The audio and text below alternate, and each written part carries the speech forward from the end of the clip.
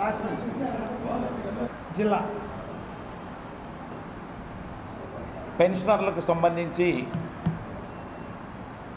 ఈ మధ్యన కొంతమంది అదే పనిగా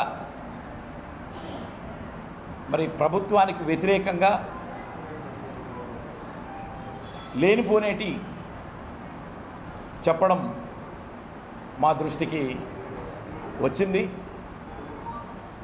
అవన్నీ కూడా వాళ్ళు చెప్పేటన్నీ కూడా అవాస్తవాలు అని చెప్పేసి కూడా నేను ఈ సందర్భంగా ఉద్యోగస్తులకి, పెన్షనర్స్కి, ఆంధ్రప్రదేశ్ రాష్ట్రంలో ఉన్నటువంటి వాళ్ళందరికీ కూడా మాజీ ఏపీ ఎన్జిఓస్ రాష్ట్ర అధ్యక్షుడిగా తెలియజేస్తూ ఉన్నాను. ఈ మధ్యకాలంలో మరి ఎన్నడూ లేనటువంటి విధంగా దాదాపు 35 సంవత్సరాల నుంచి కూడా నేను చూస్తూ ఉన్నా ఉద్యోగస్తులకు ఉన్నటువంటి సమస్యల మీద మరి రాష్ట్ర ప్రభుత్వం ఒక మంత్రివర్గ ఉపసంఘాన్ని నియమించి అదేవిధంగా జాయింట్ స్టాఫ్ కౌన్సిల్ కూడా మరి ఎప్పుడూ లేని విధంగా అవసరం ఉంటే నెలకొకటి చొప్పున కూడా మరి జాయింట్ స్టాఫ్ కౌన్సిల్ సమావేశాలు నిర్వహిస్తూ మరి మంత్రివర్గ ఉపసంఘం మీట్ అవుతూ ఉద్యోగస్తులకు ఉన్నటువంటి సమస్యల మీద ఎప్పటికప్పుడు డిస్కస్ చేస్తూ వాటిని రిజాల్వ్ చేస్తూ మరి ముందుకు వెళ్ళడం జరుగుతున్నది. ఎప్పుడు కూడా 30 సంవత్సరాల నుంచి కూడా నేను ఎప్పుడు చూడలే ఈ మాదిర జాయింట్ స్టాఫ్ కౌన్సిల్ సమావేశాలు ఏర్పరిచినటువంటి సంఘటన. నేను ఆంధ్రప్రదేశ్ ఎన్జిఓ సంఘంలో 30 సంవత్సరాలు పనిచేసినప్పుడు కూడా నేను ఏ 1, 2 అటెండ్ అయ్యాను, కానీ మరి నెలకు 2 నెలలకు 3 నెలలకి సంవత్సరంలో దాదాపు 7-8 మీటింగులు అయినటువంటి సంఘటనలు ఎప్పుడు చూడలేదు. అంటే ఆ ప్రభుత్వం మరి ఉద్యోగుల యొక్క వెల్ఫేర్ని దృష్టిలో పెట్టుకొని ముందుకు సాగుతున్నదా లేదా అనేది కూడా ఉద్యోగస్తులు, పెన్షనర్లు గ్రహించాలి అని చెప్పేసి కూడా నేను ఈ సందర్భంగా తెలియజేస్తా ఉన్నా. మిత్రులారా, ఈ మధ్యన మరి ఉద్యోగస్తులకు రావాల్సినటువంటి బకాయిలు ఏవైతే జీపీఎఫ్ కానీ, సరెండర్ లీవ్స్ కానీ, అదేవిధంగా పెన్షనరీ బెనిఫిట్స్ కానీ, అదేవిధంగా టీఏలు కానీ,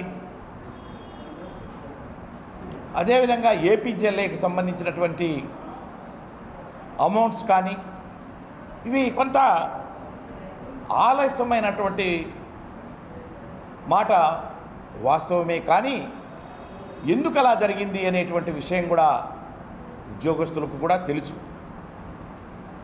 మరి దాదాపు ఒక 2 సంవత్సరాల పాటు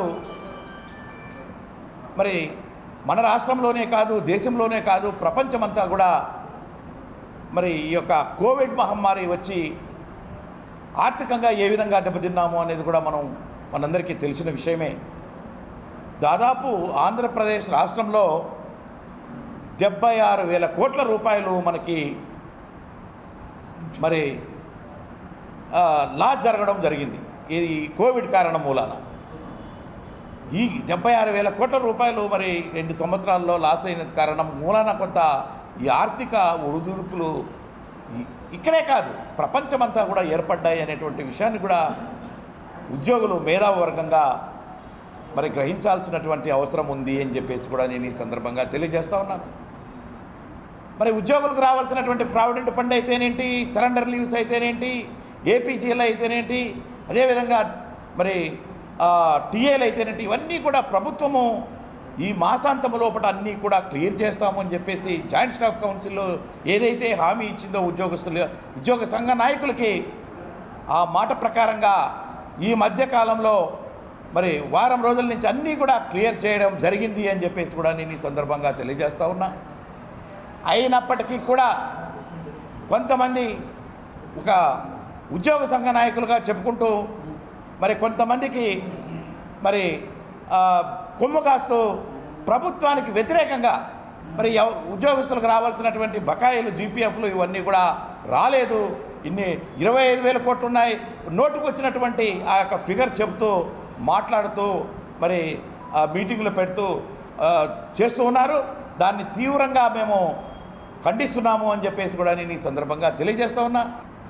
అయితే ఏదైతే ఈ మధ్యన చెప్పినారో వాళ్ళంతా కూడా ఇవన్నీ ఉద్యోగస్తులకు పెండింగ్ ఉన్నాయని అవన్నీ కూడా అవాస్తవం.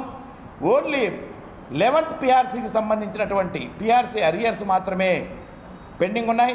దాన్ని కూడా ప్రభుత్వం త్వరలోనే ఇవ్వడానికి కూడా మరి సంసిద్ధత వ్యక్తం చేసింది. మరి త్వరలోనే 1 by 1 అది కూడా క్లియర్ చేయడం జరుగుతున్నది అని చెప్పేసి కూడా నేను ఈ సందర్భంగా తెలియజేస్తూ ఉన్నా. తర్వాత ఈ మెడికల్ ఎంప్లాయీస్, కోవిడ్ టైంలో మెడికల్ ఎంప్లాయీస్ చేసినటువంటి సేవలు మాత్రం మరువలేనిది అని చెప్పేసి కూడా ఈ సందర్భంగా నేను తెలియజేస్తున్నా. చాలామంది చనిపోయినప్పుడు వాళ్ళ బాడీని కూడా తాకడానికి కూడా మరి ఫ్యామిలీ మెంబర్స్ కూడా వెనక ముందు అయినటువంటి రోజులలో కూడా ఉద్యోగుల వ్యవస్థ అనేది మెడికల్ డిపార్ట్మెంట్లో కానీ మున్సిపల్ శాఖలో కానీ పనిచేస్తున్నటువంటి ఉద్యోగస్తులు ప్రాణాలకు తెగించి ఆడ మగ అనేటువంటి తారతమ్యం లేకుండా వాళ్ళు ఈ యొక్క ప్రజల యొక్క వెల్ఫేర్ దృష్టిలో పెట్టుకుని వాళ్ళు రాత్రింబవళ్ళు పనిచేశారు అని చెప్పేసి కూడా గుర్తుపెట్టుకోవాల్సినటువంటి అవసరం ఉంది అని చెప్పేసి కూడా నేను ఈ సందర్భంగా తెలియజేస్తున్నాను.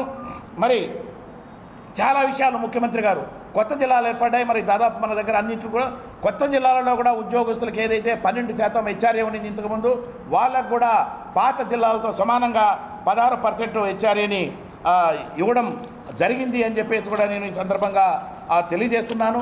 అదేవిధంగా అంగన్వాడీ వర్కర్స్ అయితేనేంటి, మున్సిపల్ పారిశుద్ధ్య కార్మికులు అయితేనేంటి, ఆశా వర్కర్లు అయితేనేంటి, అదేవిధంగా గిరిజన సంక్షేమ శాఖలో పనిచేస్తున్నటువంటి ఉద్యోగస్తులు అయితేనేంటి, హోమ్ గార్డ్స్ అయితేనేంటి, 108లో పనిచేస్తున్నటువంటి డ్రైవర్స్ అయితేనేంటి, 104లో ఉన్నటువంటి డ్రైవర్స్ అయితేనేంటి, హాస్పిటల్లో పనిచేస్తున్నటువంటి పారిశుద్ధ కార్మికులు అయితేనేంటి, వీళ్ళందరికీ కూడా ఈ ప్రభుత్వంలో పెంచినటువంటి విధంగా ఎవరో జీతాలు పెంచలేదు అని చెప్పేసి కూడా నేను సందర్భంగా తెలియజేస్తున్నాను. ఎందుకంటే 3,000 ఉన్నటువంటి జీతం మరి దాదాపుగా 10,000కు పెంచారు ఆశా వర్కర్లకు, వీళ్ళకందరికీ. మరలా వీళ్ళు జీతాలు పెంచలేదు, చేయలేదు అంటే ఈరోజు మీరు చూస్తూ ఉన్నారు. మరి వాలంటరీ వ్యవస్థ అనేది వాళ్ళు సరిగ్గా చేయట్లేదు. మరి ఎంత కామెంట్స్ వచ్చే దాని మీద ఎంత కామెంట్ చేశారు, దాని శభాష్ అంటూ ఈరోజు మన రాష్ట్రంలోనే కాదు దేశమంతా కూడా ఈ యొక్క వాలంటరీ వ్యవస్థ చాలా బాగా పనిచేస్తున్నది అని చెబుతూ ఉంటే అది గ్రహించి ఈరోజు ఏంటంటే ఎక్కడైతే వీళ్ళకు ఈ ప్రభుత్వానికి మంచి మార్కులు వస్తున్నాయి అని చెప్పేసి దీంతో మళ్ళీ ప్లేట్ ఫిరాయించడం జరిగింది. ఈరోజు ఏమంటున్నారు, మేము కూడా వాళ్ళని కొనసాగిస్తాము, వాళ్ళకు డబల్ జీతాలు ఇస్తాము అని రెచ్చగొట్టి మాట్లాడుతూ ఉన్నారు. వాళ్ళేమి అమాయకులు కాదు. ఈరోజు ఉన్నటువంటి వాలంటరీ వ్యవస్థ వాళ్ళను తప్పు పట్టినప్పుడు వాళ్ళంతా కూడా నువ్వు తప్పు పట్టినప్పుడు మేమెందుకు ఉండాలని చెప్పేసి కూడా వాళ్ళు రాజీనామాలు చేసినటువంటి సంఘటనలు కూడా చూసాం. రేపు నువ్వు ప్రభుత్వంలోకి సపోజ్ నువ్వు వచ్చావనుకో, వాళ్ళకి 10,000 ఇస్తామని చెప్తున్నావు. ఎవరికి ఇస్తావు నువ్వు? వీళ్ళందరికీ ఇస్తావా? వీళ్ళందరూ ఈ రోజు ఉన్నటువంటి ప్రభుత్వంలో ఉన్నారు కాబట్టి వాళ్ళు మా మనుషులు కాదని చెప్పేసి వీళ్ళందరినీ తీసేసి నువ్వు ఇంతకుముందు ఏ విధంగా చేసావో అదేవిధంగా ఈరోజు వాళ్ళందరినీ కూడా తీసేసి నీ మనుషులను ఎక్కించుకోవడానికి ప్రయత్నం చేస్తామనేటువంటి విషయం ఈ రోజున వాలంటీర్స్ అందరికీ కూడా తెలుసు అని చెప్పేసి కూడా నేను ఈ సందర్భంగా తెలియజేస్తూ ఉన్నాను.